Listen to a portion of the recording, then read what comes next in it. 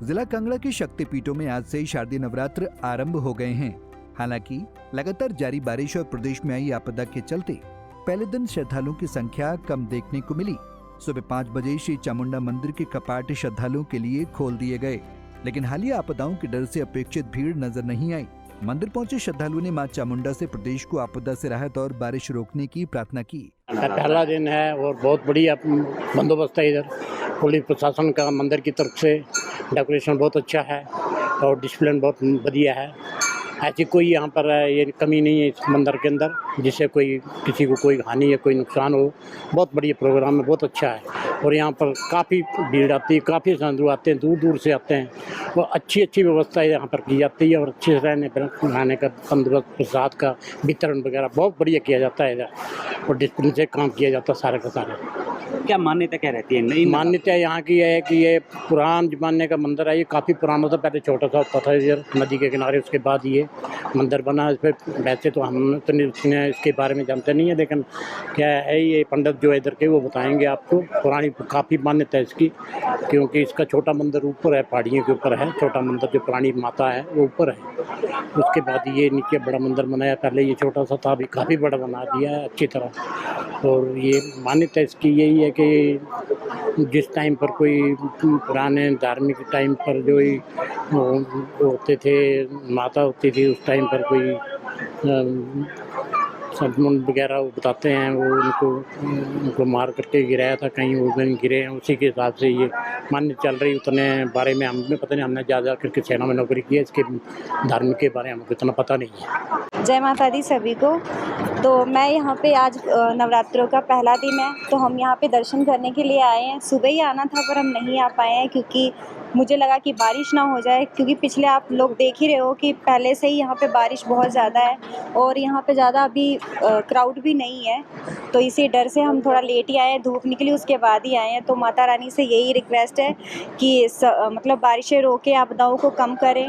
नवरात्रे जो हैं वो हम लोगों के लिए शुरू से ही इम्पॉर्टेंट रहे हैं। मैं तो बचपन से ही माँ में बहुत बिलीव करती हूँ और मैं आज नवरात्रों में स्पेशली इसलिए आई हूँ कि मेरे पिताजी जो हैं वो थोड़े बीमार हैं और मैं माँ से यही मनोकामना करती हूँ कि वो आने वाले समय में ठीक हो जाएं और माँ हम पे अपना आशीर्वाद बनाए रखें, रिद्धि सिद्धि प्रदान करें हमें। और हिमाचल में जो इतना कुछ हुआ है वो सब लोगों को जो हैं वो अपना आशीर्वाद दें। आप हर वर्ष जो है वो यहाँ दर्शनों के लिए पहुँचते हैं?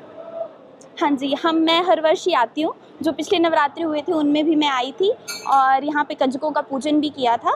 तो ये माँ का आशीर्वाद ही है जो मैं हर साल आ पाती हूँ। यदि बात की जाए तो हर किसी के लिए महत्वपूर्ण होते हैं और लोग मुख्यतः नवरात्रों में जो है वो व्रत भी करते हैं, आप भी करते होंगे। क्या फल इन व्रत का क्या महत्व आप लोगों के लिए रहता है और इस बार भी व्रत आपने किए हैं क्या है? जी हाँ, इस बार भी मैंने व्रत किए हैं। मैं हर साल 9 के 9 नवरात्रे रखती हूँ। जैसे कि इस बार बोला जा रहा है कि 10 नवरात्रे हैं, जो कि माँ की जो है वो अपनी जो है उनकी अपनी हमारे ऊपर कृपा है कि उन्होंने हमें इस बार 10 नवरात्रों से जो है वो प्रदान किए हैं और माँ जो है हम पे अपना आशीर्वाद बनाए रखें, यही मैं उनसे प्रार्थना करती हूँ। और हर बार मुझे मौका दे कि मैं नवरात्रे रख पाऊँ, ताकि जो है वो मतलब माँ जो हैं वो हर बार अपनी कृपा मुझ पे बनाते हैं और कभी ऐसा नहीं हुआ कि मेरे साथ कुछ गलत होने दिया हो और ये उनका आशीर्वाद ही है। ये कोई मनोकामना मांगी हो जो पूर्ण हुई?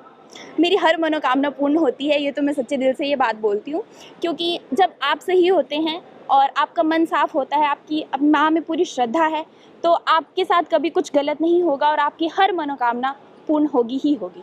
वहीं मंदिर प्रशासन की ओर से सुरक्षा व सफाई के बेहतर इंतजाम किए गए हैं। मंदिर के पुजारी ओम प्रकाश व्यास ने कहा कि नवरात्रों के दौरान मंदिर में यज्ञ और शास्त्रीय संगीत का आयोजन होता है। उन्होंने कहा कि श्रद्धालुओं को डरने की जरूरत नहीं है और नवरात्रों के दौरान वो निडर होकर माता के दर्शनों के लिए आ सकते हैं। जय माता की। आज से जो है वो शारदीय नवरात्र जो है वो प्रारंभ हो रहे हैं। तो इस वर्ष भी हर वर्ष की भांति जो है वो 51 पंडित जो है हमारे इस यज्ञ में भाग ले रहे हैं। इसमें सचंडी, महारुद्र याग, रामायण पाठ, भागवत तथा गायत्री प्रवचन इत्यादि का पाठ जो है वो किया जाता है। तो आज जो है वो प्रथम नवरात्र है, इसका है शैलपुत्री। प्रथम शैलपुत्री का जो है वो पूजन किया जाता है। इसी तरह प्रथम शैलपुत्री, द्वितीय ब्रह्मचारिणी, तृतीय चंद्रघृति, कूष्मांड चतुर्थम, पंचमम स्कंद मातेति, षष्ठम कात्यायनी च, सप्तम कालरात्रि, महागौरी, नव सिद्धिदात्री, नवदुर्गा। ये 9 दुर्गा जो है वो इनकी यहाँ विशेष अलग अलग से पूजा की जाती है। तो हमारे जो ये ब्राह्मणों द्वारा है अनुष्ठान जो किया जाता है, और भगवती की अष्टमी के दिन जो है वो विशेष पूजा की जाती है, उसको विशेष पूजा किया कहा जाता है, वो रात्रि के समय होती है। तो इसमें माता का जो है वो चोला जो है वो बदला जाता है, तो माँ को सिंदूर लगाया जाता है। वो पौराणिक परंपरा है कि जब ये मूर्ति यहाँ पर पहाड़ पे मिली हुई थी तो इसको फिर स्थापना किया गया था, तो इसकी सफाई कर रहे थे। तो तब तो 1-2 आदमी होते थे, तो एक जो कर्मचारी था वो उसकी सफाई कर रहा था, तो एक उसका पीस जो है वो निकल गया। तो उस पीस को लेकर वो घबरा गया, उसने थोड़ा मूर्ति खंडित हो गई। तो उसने ऐसा किया कि अपने अधिकारियों को बताया कि मैं ऐसे माँ को साफ़ कर रहा था, तो इसमें एक पीस निकल गया।